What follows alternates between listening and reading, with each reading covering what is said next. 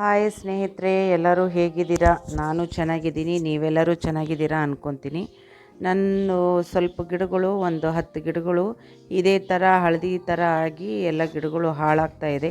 ಹಾಗಾಗಿ ನಾನು ಫೋಟೋಗಳು ತೊಗೊಂಡೋಗಿ, ನನ್ನ ಗಿಡಗಳಿಗೆ ಏನೂ ಪ್ರಾಬ್ಲಮ್ ಆದ್ರೂ ನಾನು ಅದರದ್ದು ಫೋಟೋ ತೊಗೊಂಡು ಹೋಗಿ, ನನಗೆ ಪರಿಚಯದವ್ರು ಇದ್ದಾರೆ ಒಬ್ಬರು ಗೊಬ್ಬರದ ಅಂಗಡಿಯವರು, ಅವ್ರ ಹತ್ರ ಹೋಗಿ ನಾನು ನನ್ನ ಫೋಟೋಗಳನ್ನು ತೋರಿಸಿ, ನೋಡಿ ನನ್ನ ಗಿಡಗಳು ಹೀಗಾಗಿದೆ, ಇದಕ್ಕೇನು ಮಾಡಬೇಕಂತ ಅವ್ರ ಹತ್ರ ಸಜೆಷನ್ ತೊಗೊತೀನಿ. ಅವ್ರು ಹೇಳಿದರು, ಗೊಬ್ಬರದ ಕೊರತೆಯಿಂದ ಹಿಂಗಾಗಿರ್ಬೋದು, ಇಲ್ಲ ಬಿಸಿಲು ಜಾಸ್ತಿ ಇದೆಯಲ್ಲ ಈ ವರ್ಷ, ಅದಕ್ಕೂ ಆಗ್ಬೋದು ಅಂತೆ. ಇಲ್ಲಾಂದರೆ ಗಿಡಗಳು ಗೊಬ್ಬರನ ಅಬ್ಸರ್ವ್ ಮಾಡ್ತಾ ಇಲ್ಲಂತೆ. ಹಾಗಾಗಿ ಅವ್ರು ಹೇಳಿದರು, ಇದನ್ನು ನೋಡಿ ಮೈಕೋರೈಸಾ ಅಂತೇಳಿ, ಬೆನಿಫಿಷಿಯಲ್ ಬ್ಯಾಕ್ಟೀರಿಯಾ ಅಂತಾರೆ ಇದಕ್ಕೆ. ಇದು ಆರ್ಗ್ಯಾನಿಕ್, ಇದು ಹ್ಯೂಮಿಕ್ ಆ್ಯಸಿಡು ಆರ್ಗ್ಯಾನಿಕ್ಕೆ. ನಾನು ಆರ್ಗ್ಯಾನಿಕ್ಕು ಬಳಸ್ತೀನಿ, ಕೆಮಿಕಲ್ಲು ಬೆಳೆಸ್ತೀನಿ. ಇದು ನೋಡಿ ಹ್ಯೂಮಿಕ್ ಆ್ಯಸಿಡು. ನಾನು 2 ಥರದ ಗೊಬ್ಬರನ ನಾನು ಗಿಡಗಳಿಗೆ ಬೆಳೆಸ್ತೀನಿ. 15 ದಿವಸಕ್ಕೊಂದ್ಸಲ ಅಂತೂ ಹ್ಯೂಮಿಕ್ ಆ್ಯಸಿಡನ್ನ ನಾನು 20 ಲೀಟ್ರ್ ಬಕೆಟಲ್ಲಿ 20 ಗ್ರಾಮ್ ಹಾಕ್ತೀನಿ. ಇದು ಮೈಕೋರೈಸನೂ ನಾವು ನೀರಲ್ಲಿ ಮಿಕ್ಸ್ ಮಾಡ್ಬೋದು, ಆದರೆ ಈಗ ಮಳೆ ಇದೆಯಲ್ಲ, ಹಾಗಾಗಿ ಜಾಸ್ತಿ ನೀರಾಗ್ಬಿಡುತ್ತಲ್ಲ, ಡೈಲಿ ಮಳೆ ಬರ್ತಾ ಇದೆ ಈಗ ನಮ್ಮ ಕಡೆ. ಹಾಗಾಗಿ ನಾನು ಡೈರೆಕ್ಟು, ಅವ್ರು ಹೇಳಿದರು ಗೊಬ್ಬರದ ಅಂಗಡಿಯವರು, ನೀವು ಡೈರೆಕ್ಟು ಬುಡಕ್ಕೆ ಹಾಕಿ, ನೀರು ಜಾಸ್ತಿ ಆಗಿಬಿಟ್ರು, ಇವಾಗ ಡೈಲಿ ಮಳೆ ಬರ್ತಾಯಿದ್ರು ನಾವು ನೀರು ಹಾಕಿದರೆ ಅದು ಸರಿ ಆಗಲ್ಲ. ಹಾಗಾಗಿ ಹೇಳ್ತಾ ಇದ್ದೀನಿ. ಇದು ಮೆಜರಿಂಗ್ ಸ್ಪೂನ್ಗಳಿದು, 2 ಗ್ರಾಮಿನೂ ಸ್ಪೂನ್ ಇದೆ ಇದು. ನಾನು ಇದನ್ನೇ ಯೂಸ್ ಮಾಡೋದು. ಮೆಜರಿಂಗ್ ಸ್ಪೂನು ಸಿಗುತ್ತೆ ನಿಮಗೆ ಮಾಲ್ಗಳಲ್ಲಿ, ಶಾಪ್ಗಳಲ್ಲಿ, ಬೇಕಾದರೆ ನೀವು ಅದನ್ನು ಪರ್ಚೇಸ್ ಮಾಡ್ಕೋಬೋದು. ಇದು ನಾವು ಡ್ರೆಂಚು ಮಾಡ್ಬೋದು. ಡ್ರೆಂಚ್ ಅಂದರೆ ನೀರಲ್ಲಿ ಮಿಕ್ಸ್ ಮಾಡಿ ಮಾಡ್ಬೋದು. ಬೆನಿಫಿಷಿಯಲ್ ಬ್ಯಾಕ್ಟೀರಿಯಾ 20 ಲೀಟ್ರಿಗೆ 20 ಗ್ರಾಮ್ ಅಷ್ಟೇ ಹಾಕಬೇಕು. ಮತ್ತು ಹ್ಯೂಮಿಕ್ ಆ್ಯಸಿಡು ಅಷ್ಟೇ, 20 ಲೀಟ್ರಿಗೆ 20 ಗ್ರಾಮ್ ಅಷ್ಟೇ ಹಾಕಬೇಕು. ಜಾಸ್ತಿ ಹಾಕಬಾರ್ದು ಸ್ನೇಹಿತರೆ. ಕಮ್ಮಿ ಆದಷ್ಟು ಇನ್ನೂ ಪರವಾಗಿಲ್ಲ. ಜಾಸ್ತಿ ಯಾವುದೇ ವಿಷನೇ, ನಾವು ಜಾಸ್ತಿ ಊಟ ಮಾಡಿದರೂ ನಮಗೂ ಹೆಲ್ತಿಗೆ ಪ್ರಾಬ್ಲಮೇ. ಹಾಗಾಗಿ ಗಿಡಗಳಿಗೂ ಜಾಸ್ತಿ ಊಟ ಕೊಟ್ರೂ ಅದೂ ಪ್ರಾಬ್ಲಮೇ. ಎದಕ್ಕಂದರೆ ಇದು ಜವಾರಿ ಗಿಡಗಳಿಗೆ ನಾವು ಏನು ಕೇರಿಂಗ್ ಮಾಡಿಲ್ಲ ಅಂದರೂ ನಡೆಯುತ್ತೆ ಸ್ನೇಹಿತರೆ. ಅದು ಹೇಗಾದರೂ ಬೆಳ್ಕೊಂಬಿಡುತ್ತೆ ಅದು. ಆದರೆ ಇದು ಹೈಬ್ರಿಡ್ ಗಿಡಗಳು ಹೆವಿ ಫೀಡರ್ ಆಗಿರ್ತಾರೆ. ಇದಕ್ಕೆ ನಾವು 15 ದಿವಸಕ್ಕೊಂದ್ಸಲ ನಾವು ಗೊಬ್ಬರನೇ ಕೊಡ್ತಾನೇ ಇರಬೇಕು. ಹಾಗಾಗಿ ಇದಕ್ಕೆ ಏನಾದರೂ ಒಂದು ಗೊಬ್ಬರ ಕೊಡ್ತಾ ಇರಬೇಕು. ಇದು ನೋಡಿ ಮೈಕೋರೈಸಾ, ನಾನು ಅಳತೆ ತೋರಿಸ್ತೀನಿ ನಿಮಗೆ ಎಷ್ಟು ಹಾಕಬೇಕು ಏನಿಲ್ಲ ಅಂಥೇಳಿ. ಅದಕ್ಕೊಂದು ಸ್ಪೂನ್, ಇದಕ್ಕೊಂದು ಸ್ಪೂನ್ ಇಟ್ಕೊಂಡಿನಿ.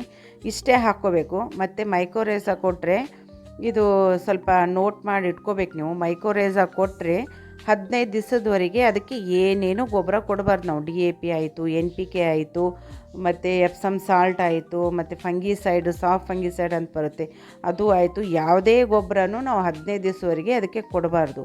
ಅದರಲ್ಲಿ ಬೆನಿಫಿಷಿಯಲ್ ಬ್ಯಾಕ್ಟೀರಿಯಾ ಇರುತ್ತೆ. ನಾವು ಯಾವುದೇ ಕೆಮಿಕಲ್ ಗೊಬ್ಬರ ಕೊಟ್ಟರೆ ಅವು ಬ್ಯಾಕ್ಟೀರಿಯಾಗಳೆಲ್ಲ ಸತ್ತು ಹೋಗೋ ಚಾನ್ಸಸ್ ಏನು, ಸತ್ತು ಹೋಗ್ಬಿಡುತ್ತಂತೆ. ಹಾಗಾಗಿ ಯಾವುದೇ ಗೊಬ್ಬರ ನಾವು ಕೊಡಬಾರ್ದು. ಗೊಬ್ಬರ ನಾವು ಸ್ವಲ್ಪ ಮಣ್ಣು ಲೂಸ್ ಮಾಡಿ ಗೊಬ್ಬರ ಹಾಕಿದರೆ ಮತ್ತೆ ಅದಕ್ಕೆ ಮಣ್ಣು ಕ್ಲೋಸ್ ಮಾಡಿಬಿಡ್ಬೇಕು ನಾವು. ಅದೇ ಥರ ಗಾಳಿಗೆ ಬಿಡಬಾರ್ದು. ಗಾಳಿಗೆ ಬಿಟ್ಟರೆ ಇದು ಎಲ್ಲ ಗಾಳಿಗೆ ಅಬ್ಸರ್ವ್ ಆಗಿ ಹೊರಗಡೆ ಹೋಗಿಬಿಡುತ್ತೆ, ನಮ್ಮ ಗಿಡಗಳಿಗೆ ಸಿಗೋದಿಲ್ಲ. ಹಾಗಾಗಿ ಹೇಳ್ತಾ ಇದ್ದೀನಿ ಸ್ನೇಹಿತರೆ, ನೋಡಿ ನಾವು ಯಾವುದೇ ಗೊಬ್ಬರ ಕೊಟ್ಟರು ನಮ್ಮ ಪಾಟಲ್ಲಿ ಮಣ್ಣು ತೇವಾಂಶ ಇದೆಯಾ ಇಲ್ಲ ಅಂತ ನೋಡಿಕೊಂಡು ಫಸ್ಟು ನೀರು ಹಾಕಿ ಗೊಬ್ಬರನ ಕೊಡಬೇಕು. ಯಾವುದೇ ಲಿಕ್ವಿಡ್ ಫರ್ಟಿಲೈಸರ್ ಆಯಿತು ಮತ್ತು ಸಾಲಿಡ್ ಫರ್ಟಿಲೈಸರೂ ಆಯಿತು, ಎರಡೂ ಅಷ್ಟೇ. ಫಸ್ಟ್ ನಾವು ನಮ್ಮದು ಪಾಟಲ್ಲಿ ಮಣ್ಣು ಚೆನ್ನಾಗಿ ನೀರಿದೆ ಎಲ್ಲ ನೋಡ್ಕೊತ ಮತ್ತೆ ನಾವು ಹಾಕಬೇಕು. ಸ್ವಲ್ಪ ತೇವಾಂಶ ಇದ್ದರೆ ಪರವಾಗಿಲ್ಲ, ಗೊಬ್ಬರ ಹಾಕಿ ಮತ್ತು ಇನ್ನಿಷ್ಟು ನೀರು ಹಾಕ್ಬೋದು. ನಾನು ಏನೂ ನೀರು ಹಾಕ್ತಾ ಇಲ್ಲ ಈ ಕಡೆ ಎಲ್ಲ. ನಮ್ಮ ಕಡೆ ಸ್ವಲ್ಪ ದಿನ ಮಳೆ ಬರ್ತಾ ಇದೆ, ಹಾಗಾಗಿ ನಾನು ಸಾಲಿಡ್ ಫಾರ್ಮಲ್ಲೇ ಕೊಡ್ತಾಯಿದ್ದೀನಿ, ಲಿಕ್ವಿಡ್ ಫಾರ್ಮಲ್ಲಿ ಕೊಡ್ತಾ ಇಲ್ಲ. ನನ್ನ ಗಿಡಗಳಿಗೆ ಏನು ಪ್ರಾಬ್ಲಮ್ ಆದರೂ ನಾನು ಬೇರೆಯವ್ರ ಮಾಹಿತಿ ತೊಗೊಂಡೆ, ಗೊಬ್ಬರದ ಅಂಗಡಿ ಮಾಹಿತಿ ತೊಗೊಂಡೆ ನಾನು ಗಿಡಗಳಿಗೆ ಕೊಡೋದು. ಅವರು ಚೆನ್ನಾಗಿ ನನಗೆ ಸಜೆಸ್ಟ್ ಮಾಡ್ತಾರೆ, ಎಲ್ಲ ಮಾಹಿತಿನೂ ಕೊಡ್ತಾರೆ, ಫೋನಲ್ಲಿನೂ ಹೇಳ್ತಾರೆ ನಾನು ಏನಾದರೂ ಡೌಟ್ ಇದ್ದರೆ ಕೇಳಿದರೆ. ಹಾಗಾಗಿ ನಾನು ಅವ್ರ ಮೇಲೆ ಭಾಳ ಟ್ರಸ್ಟ್ ಮಾಡ್ತೀನಿ.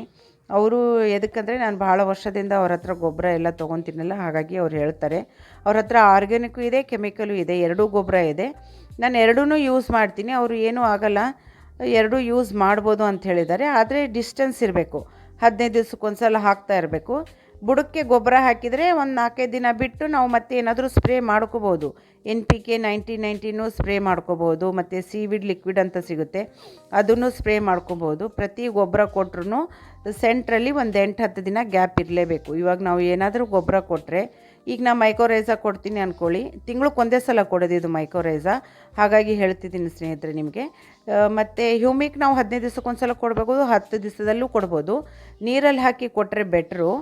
ಆಗ ಮತ್ತು ನಾವು ಈಗ ಸಾಲಿಡ್ ಫಾರ್ಮಲ್ಲಿ ಕೊಟ್ಟರೆ ಸ್ವಲ್ಪ ಲಿಕ್ವಿಡ್ ಆಗಿ ಹೋಗೋದಕ್ಕೆ ಟೈಮ್ ಹಿಡಿಯುತ್ತೆ. ನಾನು ಬೇಸಿಗೆ ಟೈಮ್ನಲ್ಲಿ ಮಳೆಗಾಲ ಇಲ್ಲದ ಟೈಮ್ನಲ್ಲಿ ನಾನು ಲಿಕ್ವಿಡ್ ಫಾರ್ಮಲ್ಲೇ ಕೊಡೋದು. ಈಗ ಮಳೆ ಇರೋದಕ್ಕೆ ನಾನು ಸಾಲಿಡ್ ಫಾರ್ಮಲ್ಲಿ ಕೊಡ್ತಾಯಿದ್ದೀನಿ ಸ್ನೇಹಿತರೆ.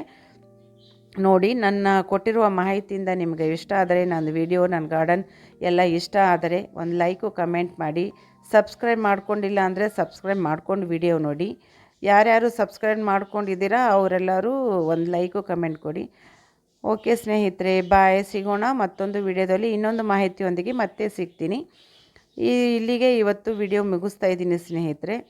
ನೋಡಿ, ಇಷ್ಟೆಲ್ಲ ನಾನು ಗಿಡಗಳಿಗೆ ಮಾಡ್ತೀನಿ. ಬಾಯ್ ಸ್ನೇಹಿತರೆ.